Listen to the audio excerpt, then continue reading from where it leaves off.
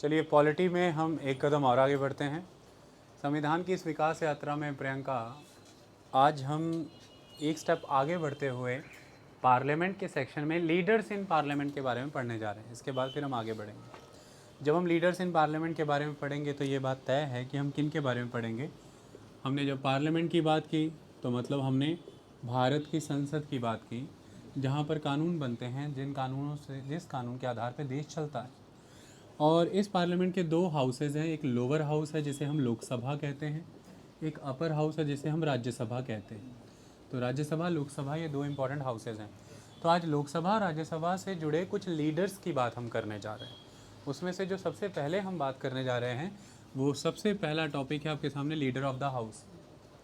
देखिए लोकसभा एक हाउस है ना जैस्मिन, कितने मेंबर होते हैं बेटा यहाँ पर, इसकी मैक्सिमम स्ट्रेंथ कितनी परमिसिबल है?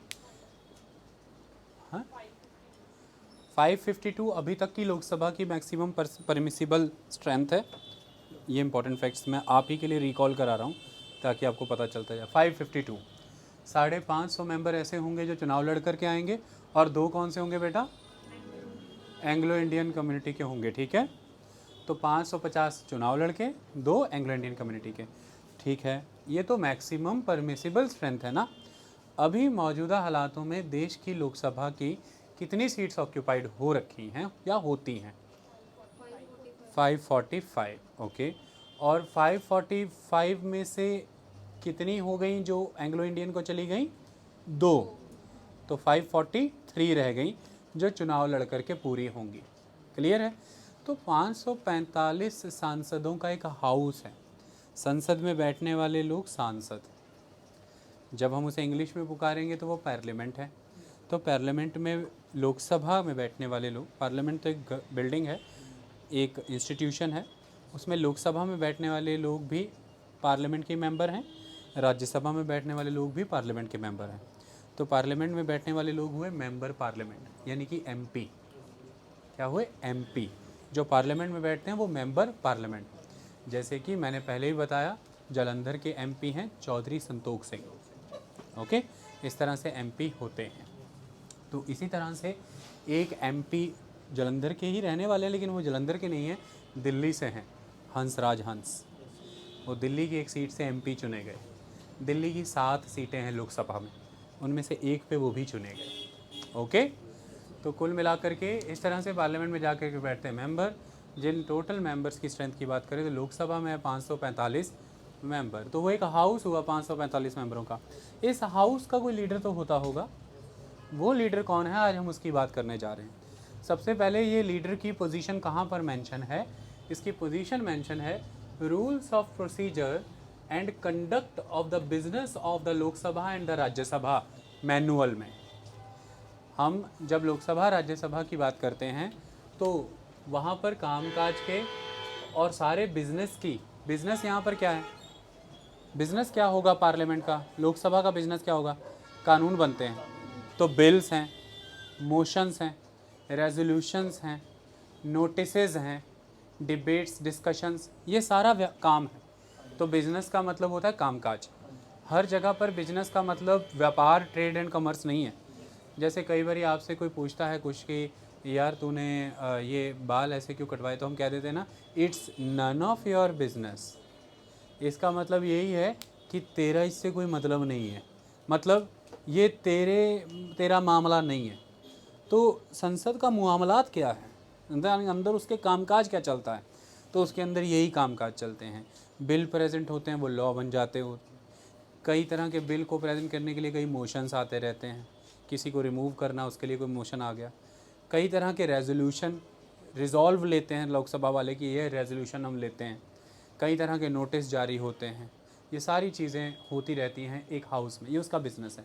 ये बिज़नेस कैसे कंडक्ट होगा और सारा का सारा लोकसभा और राज्यसभा कैसे चलेंगी, तो यानी कि उनका प्रोसीजर कैसा होगा, इसके कुछ रूल्स तो बनाए होंगे ना। इसलिए आप देखें कई बार लोकसभा में डिबेट होती है तो कहते हैं रूल दिस वन दिस, इस रूल के अंडर ये डिबेट होगी। आर्टिकल्स जो हैं वो कॉन्स्टिट्यूशन में गिवन है, आर्टिकल एक अलग चीज़ है। लोकसभा राज्यसभा के जो रूल्स ऑफ प्रोसीजर हैं and the conduct of business rules हैं, दे आर डिफरेंट थिंग। तो उनमें जिक्र आता है लीडर ऑफ द हाउस का। तो तो rules of procedure and the conduct of business manual जो है लोकसभा और राज्यसभा का, उसमें जिक्र आ रहा है लीडर ऑफ द हाउस का। और यूनाइटेड स्टेट्स ऑफ अमेरिका में हमारे देश का ये जो लीडर ऑफ हाउस है, इसे यूएसए में अगर इसके बराबर की कोई पोजीशन देखें तो उसे वहाँ पर मेजॉरिटी लीडर कहते हैं। अब इस मेजॉरिटी लीडर से ही मैं सारी कहानी समझा दूंगा। कैसे?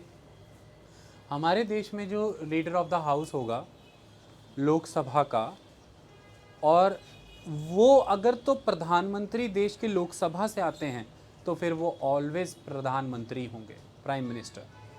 Prime minister of the country will be the leader of the house of the Lok Sabha, अगर वो लोकसभा से बिलोंग करते हैं। ये मैंने शब्द क्यों कहा? देखिए, आज की डेट में आपकी कंट्री में जो पीएम हैं मिस्टर मोदी, जिनका पूरा नाम है नरेंद्र दामोदर दास मोदी या नरेंद्र मोदी, जैसे भी आप नाम उनका है, तो मिस्टर मोदी ये लोकसभा के मेंबर हैं। इन्होंने लोकसभा की सीट पे वाराणसी से चुनाव लड़ा और ये जीते।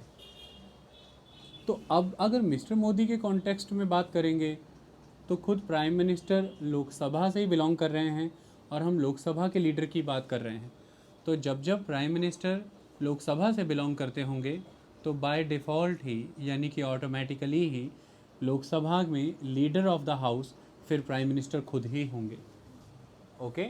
लेकिन कई बार ऐसी सिनेरियो होता है कि हमारी कंट्री में ये रूल है कि जो प्रधानमंत्री है ज़रूरी नहीं है कि वो लोकसभा से आएँ, वो राज्यसभा से भी हो सकते हैं। जैसे 2014 के पहले हमारी जो कंट्री के जो एक्स पीएम थे, दैट इज़ मनमोहन सिंह, तो मिस्टर लिख देते हैं, वैसे तो डॉक्टर हैं, तो अभी तो हम मिस्टर से चल रहे हैं ना, मिस्टर मनमोहन सिंह। वैसे मिस्टर सिंह भी लिख सकते थे, लेकिन कुछ शैतान लोग हैं, गाना जजीबी का बजाने लग जाए, है ना, कि गड्डी उत्ते मिस्टर सिंह लिखवाया, उनसे बचाना चाहता हूँ मैं मिस्टर सिंह को। तो पीएम मिस्टर मनमोहन सिंह ये राज्यसभा के सदस्य थे।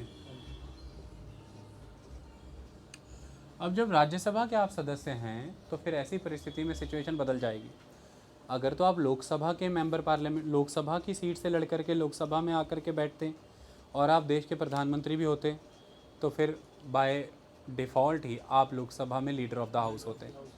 बट आप हैं तो अब देश के पीएम, लेकिन मुद्दा ये है कि आप लोकसभा के मेंबर नहीं हैं, आप राज्यसभा के मेंबर हैं। तो अब फिर लोकसभा का कौन होगा लीडर ऑफ द हाउस? तो अब लोकसभा का लीडर ऑफ द हाउस कोई भी वो मिनिस्टर होगा जो मिनिस्टर लोकसभा का मेंबर भी हो। कोई भी वो मिनिस्टर होगा जो मिनिस्टर लोकसभा का मेंबर हो और वो मिनिस्टर प्राइम मिनिस्टर के द्वारा नॉमिनेटेड हो कि ये लोकसभा का लीडर बनेगा। यानी कि फिर उस समय में मनमोहन सिंह अपनी ही कैबिनेट के किसी मिनिस्टर को, जो मिनिस्टर की लोकसभा का सदस्य होना चाहिए, उसे नॉमिनेट कर देते थे कि आप लीडर ऑफ द हाउस होंगे, तो वो फिर लीडर ऑफ द हाउस हो जाते थे। तो अलग अलग समय पर अलग अलग लोग रहे। एक समय में सुशील कुमार शिंदे भी लीडर ऑफ द हाउस रहे, जबकि उस समय देश के प्रधानमंत्री तो मनमोहन सिंह थे। लेकिन क्योंकि मनमोहन सिंह राज्यसभा से बिलोंग करते थे, यही कारण है कि लोकसभा में फिर वो क्योंकि मेंबर नहीं हैं, तो इसलिए वो उस हाउस के लीडर भी नहीं हो सकते। तो अब उस मंत्री को नॉमिनेट करके लीडर ऑफ द हाउस बना देंगे जो मंत्री उस हाउस का मेंबर है। ओके? हमें कुछ चीज़ें क्लियर हुई। हमें ये चीज़ें क्लियर हुई कि सबसे पहली चीज़ तो ये है कि लीडर ऑफ द हाउस होने के लिए आपके पास उस हाउस की मेंबरशिप चाहिए जिस हाउस के आप लीडर बनने जा रहे हैं। अगर आप लोकसभा के लीडर बनने जा रहे हैं तो आपके पास लोकसभा की लीडरशिप होनी चाहिए। ये चीज़ क्लियर हुई रुचिका? दूसरी चीज़ हमें क्लियर हुई कि non ministerial member leader of the house नहीं बन सकता, minister he leader of the house बन सकता है।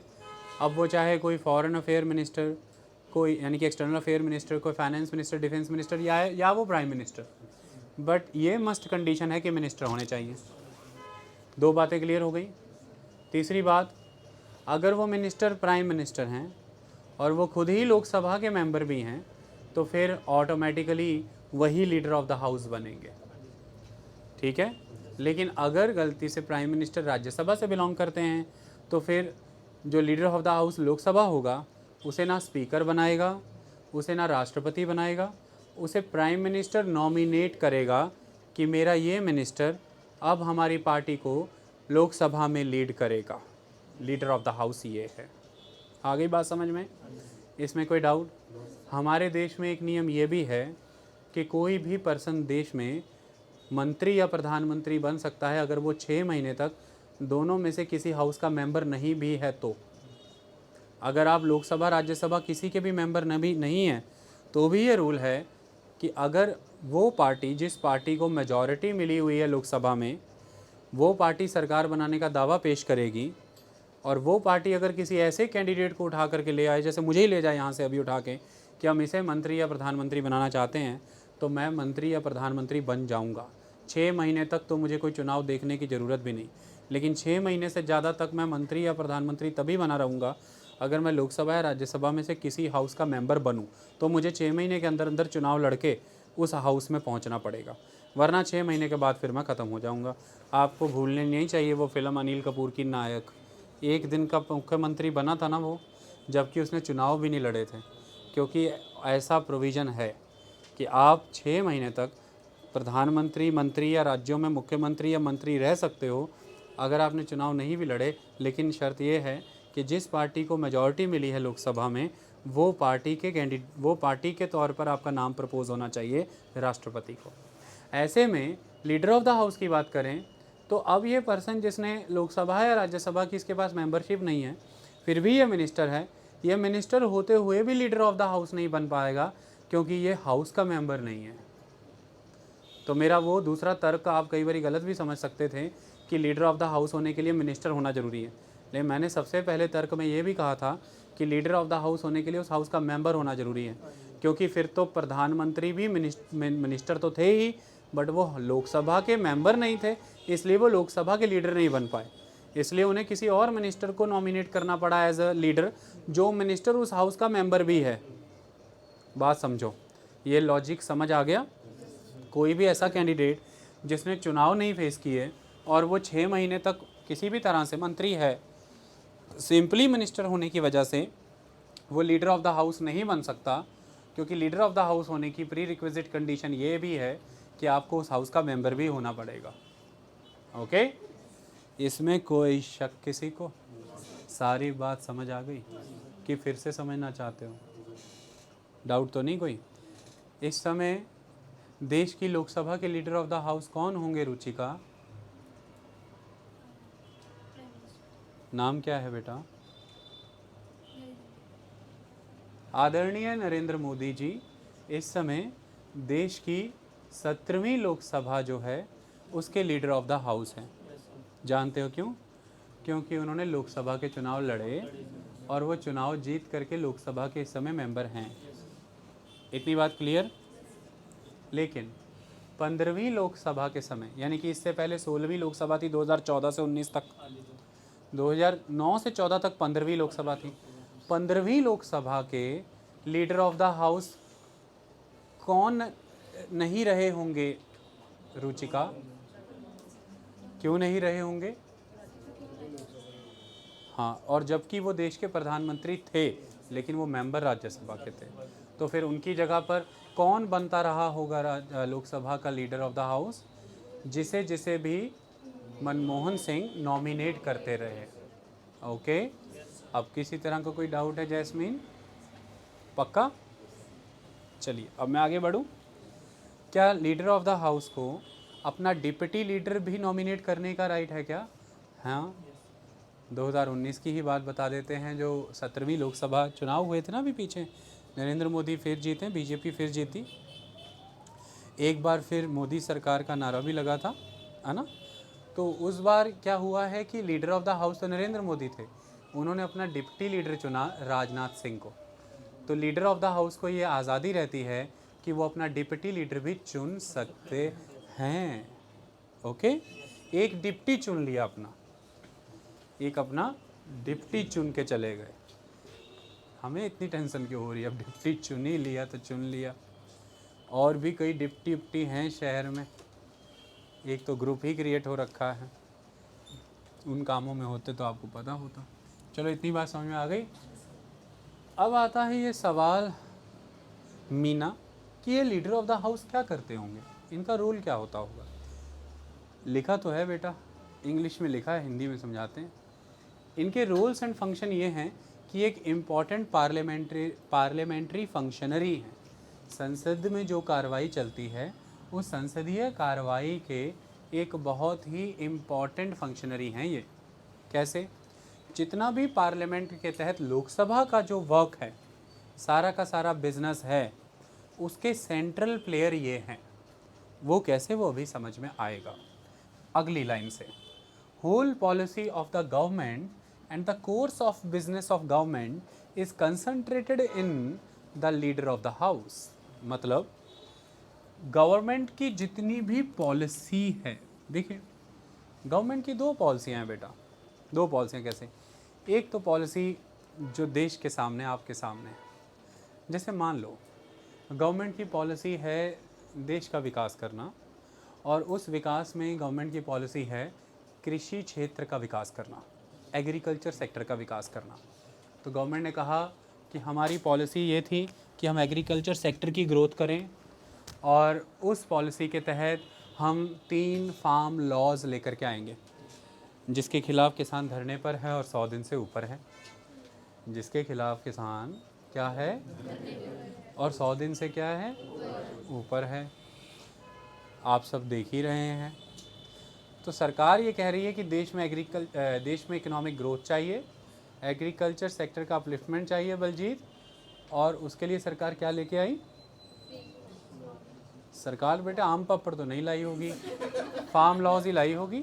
उसके लिए सरकार 3 फार्म लॉज लेकर के आई। ये सरकार की एक पॉलिसी जो देश के सामने आई। इस पॉलिसी को संसद के अंदर भी तो आगे ले जाना है ना बेटा। तो जो inside the house, the inner lining of the policy of the government, जो मैंने अभी डिस्कस किया, it is the outer lining of the policy of the government. What is the outer lining? Country को इकोनॉमिक ग्रोथ चाहिए, उसके लिए हमें agriculture sector का ग्रोथ चाहिए, उसके लिए हम फार्म लॉज लेकर के आए। It is the outer lining, it is the expression of the government that we want growth, और for that there is a policy जो आपके सामने आई। बट नाउ उसी गवर्नमेंट को अपने साथी मेंबर्स को कन्विंस करना है लोकसभा में। They need to convince the whole segment of the member parliament of the Lok Sabha, करना पड़ेगा ना। तो फिर उसी गवर्नमेंट का जो पूरा इस पॉलिसी को सच में परिवर्तित करने के लिए एक फुल कोर्स होगा। कोर्स क्या है कि पहले पूरा का पूरा बिल ड्राफ्ट करना पड़ेगा। वो बिल ड्राफ्ट करके एक पर्टिकुलर डेट पे उसको प्रेजेंट करना होगा, फिर उसको उस हाउस में पास कराना होगा, सभी मेंबरान को कॉन्फिडेंस में लेना होगा, और फिर आगे बढ़ना होगा। हर तरह के अमेंडमेंट्स को सुन करके, हर तरह के ऑपोजिशन को सुन करके उनके सॉल्यूशंस प्रोवाइड करने होंगे, और बिल को सफल बनाना होगा। बाहर की पॉलिसी कुछ थी, अंदर की पॉलिसी उसी बाहर की पॉलिसी को सच में बदलने के लिए कुछ और है। तो अंदर अब उस बाहर की पॉलिसी को सच में बदलने के लिए एक internal business of the government पूरा तैयार हुआ है कि हमारा इस वीक का या इस मंथ का या इस सेशन का ये बिजनेस रहेगा, हम इस शुरुआती एजेंडे में ये बिल लेकर के आएंगे। उस बिजनेस का पूरा एक कोर्स तैयार करना, ओके, वो भी इस पॉलिसी का ही हिस्सा है। और the inner lining of the policy is to convince the member of the house कि हमारी गवर्नमेंट का विजन क्या है।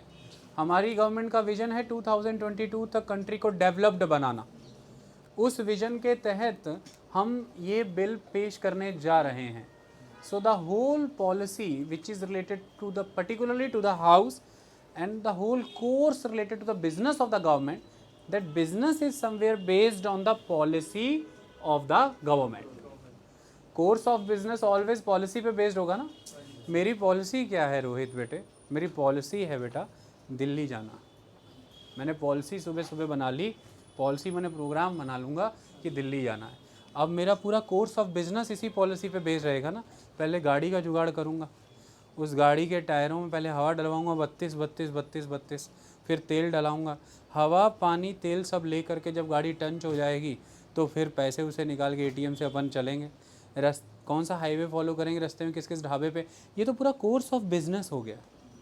लेकिन ये पूरा कोर्स ऑफ बिजनेस इसी पे बेस्ड था ना, मेरी पॉलिसी क्या है, पॉलिसी है दिल्ली जाना है। ओके, सो ये सारा मामला जो है ये है दिल्ली जाने से जुड़ा हुआ कार्रवाई। लेकिन दिल्ली वाले जो रिश्तेदार उनको मैंने कह दिया है हम दिल्ली आएंगे, बहुत खुशियाँ मनाएंगे, इस बार धूम धाम से शादी कर मनाएंगे और पूरा घूमेंगे हर तरफ। उनको मैंने पॉलिसी बताई है दिल्ली आने से रिलेटेड एक, लेकिन उस पॉलिसी के रिलेटेड मैं जलंधर में तो कुछ और ही कर रहा हूँ ना। तो दो एस्पेक्ट हो गए ना, एक आउटर एक inner. Outer expression of the policy is different but the inner expression of the policy can be different. So the inner expression of the policy, inner lining of the policy, inner dealing of the policy inside the house of the Lok Sabha, it is completely concentrated or vested with the leader of the house. ये पूरा तलख, पूरा मामलात सब कुछ leader of the house पे निर्भर करता है। आई बात समझ में? तो वही मैंने लिखा है कि the whole policy of the government, whole the expression of the whole policy of the government and the course of the business of the government is concentrated in the leader of the house. Okay, ये सब कुछ leader of the house में ही concentrated होता है। वो अभी समझ में आ जाएगा कि कैसे होता है, ये कोई मामूली बात नहीं होती है। इसलिए तो आप देखते हैं कि लीडर ऑफ द हाउस का निर्णय है कि इस बार सरकार के एंड पे इस बार हाउस में ये बिल आएगा, तभी तो आप देखते हैं पूरी जान लड़ा के सारे मंत्री उसका समर्थन करने में लगे होते हैं। तभी तो आप देखते हैं जान लड़ा के पार्टी के सारे मेंबर उसके समर्थन में खड़े होते हैं। वो अगर लीडर ऑफ द हाउस की विल ही ना हो, लीडर ऑफ द हाउस में वो पॉलिसी और पूरा course of the government concentrated ही ना हो, तो फिर इतनी जान कोई लड़ाएगा भी नहीं। क्योंकि लीडर ऑफ द हाउस की खासियत ये है कि leader of the house is the leader of the majority party. Leader of the house is the leader of the majority party. मेरी इस लाइन का मतलब ये है कि leader of the majority party is the prime minister of the country in India. हमारे देश में पार्लियामेंट्री सिस्टम ऑफ गवर्नमेंट है, जिसमें जिस पार्टी को मेजॉरिटी मिली है लोकसभा में, उस पार्टी के सभी एमपीज अपना ग्रुप बनाते हैं, सांसद अपना दल बनाते हैं, सांसद दल, और जिसे फिर वो नेता चुनते हैं उसी नेता को राष्ट्रपति देश का प्रधानमंत्री नियुक्त कर देते हैं। So the leader of the majority party is the prime minister, and if the prime minister is from the Lok Sabha, that person will be the leader of the house. और फिर वो leader of the house में ही सारा कुछ concentrate कर रहा है।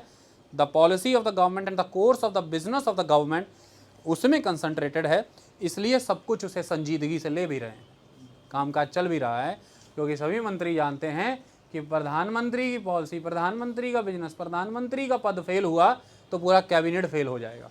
क्योंकि प्रधानमंत्री का पद से गिर जाना पूरे के पूरे कैबिनेट का गिर जाना होता है।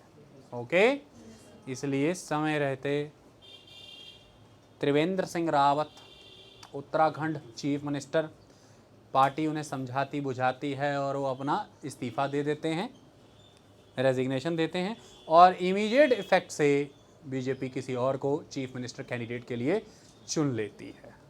अब उन्हें शपथ दिला दी जाएगी। तो यहाँ पर पार्टी ने मैटर सेटल कर लिया। आई बात समझ में? क्योंकि प्रधानमंत्री का चले जाना पूरी की पूरी काउंसिल ऑफ मिनिस्टर का चले जाना होता है। यही तो मैंने आपको prime minister and other minister में फ़र्क बताया था। अदर मिनिस्टर्स का रेजिग्नेशन मैटर नहीं करता, प्राइम मिनिस्टर का बहुत मैटर करता है। When the prime minister resign, सारी कैबिनेट का रेजिग्नेशन हो जाता है। ओके, सारी काउंसिल ऑफ मिनिस्टर का रेजिग्नेशन हो जाता है। इतनी कहानी समझ में आई? तो फिर ये जो whole policy of the government and the whole course of the business of government is concentrated in the leader of the house, तो फिर arrangement of the government business, सारा का सारा उस लोकसभा में जो गवर्नमेंट का बिजनेस पूरा अरेंज करना है, वो सारा का सारा कौन करेगा? Leader of the house.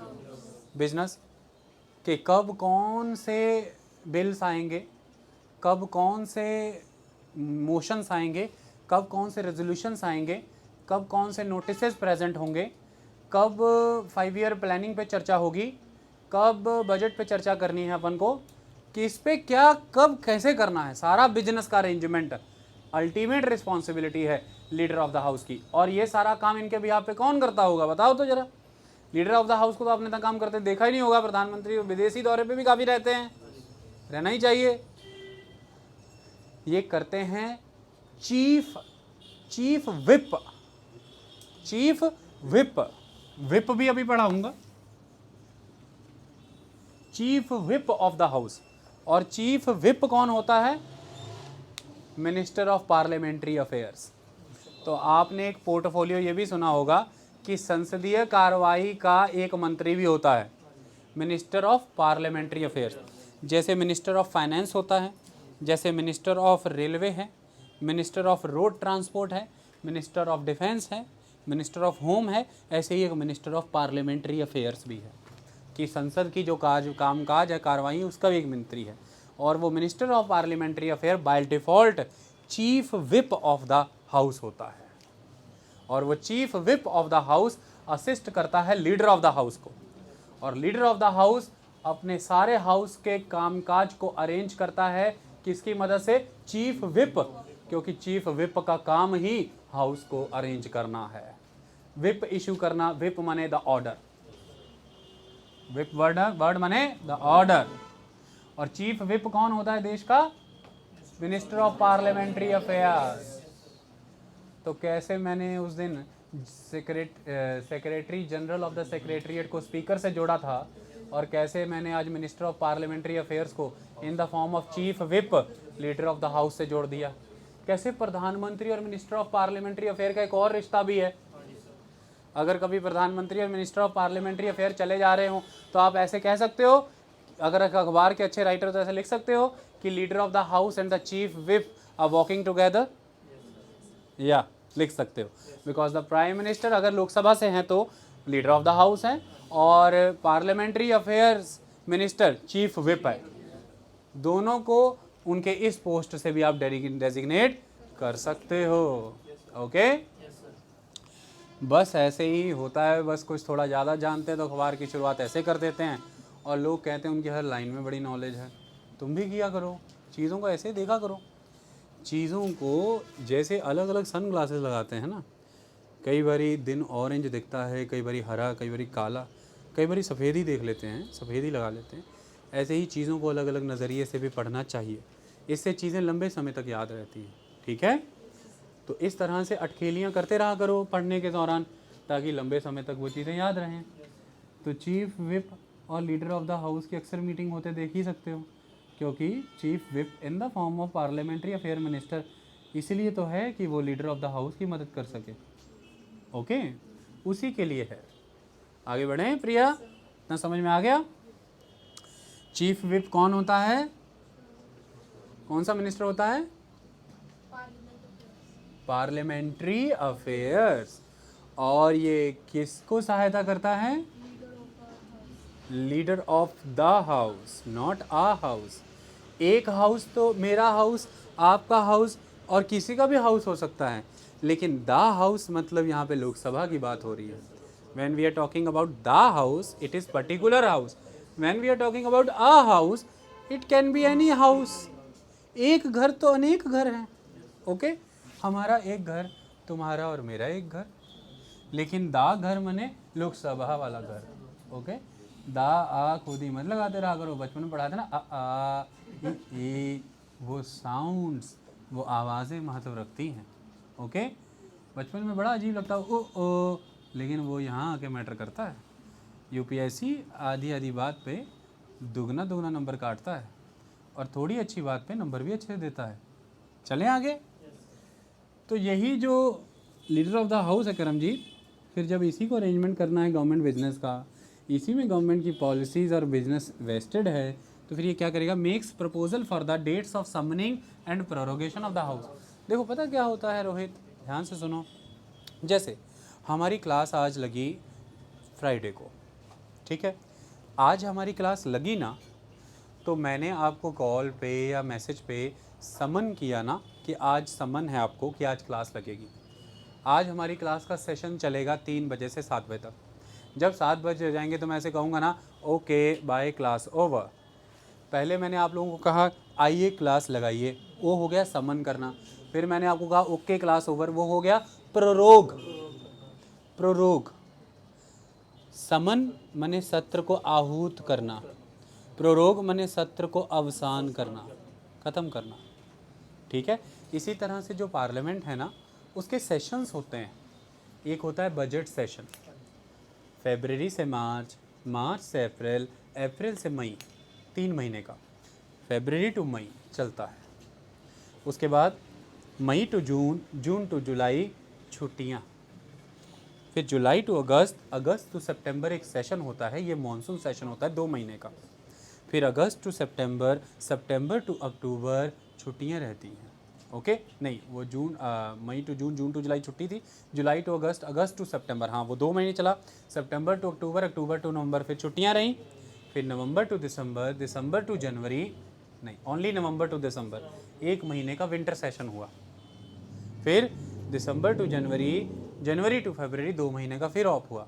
और फिर वही अगले साल फरवरी टू मार्च, मार्च टू अप्रैल, अप्रैल टू मई 3 महीने का बजट। तो सबसे पहले 3 महीने का बजट सेशन, 2 महीने का गैप, फिर 2 महीने का मॉनसून सेशन, 2 महीने का गैप, फिर 1 महीने का विंटर सेशन, फिर 2 महीने का गैप। तो 2 महीने करके 3 गैप आ गए, मैंने 6 महीने वो, और 3 महीने, 2 महीने, 1 महीने करके 3 सेशन आ गए, मैंने 6 महीने ये। तो 6 और 6 12 महीने, 1 साल। इस तरह से साल में 3 सेशन होते हैं 2-2 महीने के इंटरवल पे। ये सेशन बुलाना पड़ता है। जैसे फरवरी को कितनी तारीख को सेशन लगेगा, इसे प्रेसिडेंट समन करेगा। तो पार्लियामेंट के सेशन को समन कौन करता है? प्रेसिडेंट। फिर जब वो सेशन एंड होना है मई में, तो प्रेसिडेंट उसे प्रोरोग कर देगा कि सेशन ख़त्म, जाओ घरों को छुट्टियाँ। जैसे गर्मियों में छुट्टियाँ पड़ जाती थी स्कूल में, फिर आते थे बाद में, तो सेशन समन करना, सेशन प्रोरोग करने का काम कौन करता है? वो प्रेसिडेंट करते हैं। लेकिन प्रेसिडेंट कैसे करेंगे? प्रेसिडेंट को इसकी जानकारी कहीं से मिलेगी। वो जानकारी कैसे मिलेगी? सबसे पहले सुनो, लीडर ऑफ द हाउस जो है वो सबसे, ये प्रपोजल, जैसे यहाँ पे तो इनफॉर्मल सिस्टम, मैं कहता हूँ आ जाओ, मैं कहता हूँ चले जाओ, लेकिन जब आप पार्लियामेंट में हैं तो हर चीज़ की, हर बात की जिम्मेदारी तय होती है ना। जहाँ पे जिम्मेदारियाँ तय होती हैं वहाँ पर हर चीज़ फॉर्मल इंस्ट्रूमेंट के वाया होती है। एक फॉर्मल प्रोसेस बना होता है कि ये फाइल आएगी, इस पर फलाना पर्सन फाइल तैयार करेगा, वो साइन करेगा, उसे ये पर्सन चेक करेगा, अपनी अथॉरिटी स्टैंप लगाएगा, ताकि कल को जब गड़बड़ी हो तो पूछताछ हो सके, किसी को जिम्मेदार ठहरा जा सके। इसलिए संस्थाओं में काम बड़ा संस्थागत तरीके से चलता है, इंस्टीट्यूशन में काम इंस्टीट्यूशनल मैनर में चलता है, ताकि रिस्पॉन्सिबिलिटीज़ तय की जा सके। तो इसके लिए सबसे पहले प्रपोजल कौन तैयार करेगा, कि प्रपोज कौन करेगा कि भाई हाउस समन किया जाए, हाउस रिसेस पे इंटरवल में है, हाउस बुलाना है, कोई तो कुछ करेगा। तो leader of the house propose करते हैं कि हाउस को सेशन समन किया जाए। उस सम्मन वाले प्रपोजल को अप्रूवल देता है कौन? Chair of the house. अगर लोकसभा की बात कर रहे हैं लीडर ऑफ द हाउस की, तो लोकसभा में leader of the house propose करेंगे कि हाउस समन की जाए, सेशन समन की जाए। तो फिर लोकसभा की चेयर कौन है? स्पीकर। चेयरमैन कौन है? स्पीकर, जो सारी लोकसभा की मीटिंग को दे। तो speaker will approve it. After the approval of the speaker it will go to the president. और फिर आपको याद होगा, मैंने पढ़ाया था, सम्मन तो प्रेसिडेंट करते हैं, लेकिन प्रेसिडेंट के उस सम्मन ऑर्डर को सभी एमपी से पालन कौन कराता है? Secretary general of the secretariat.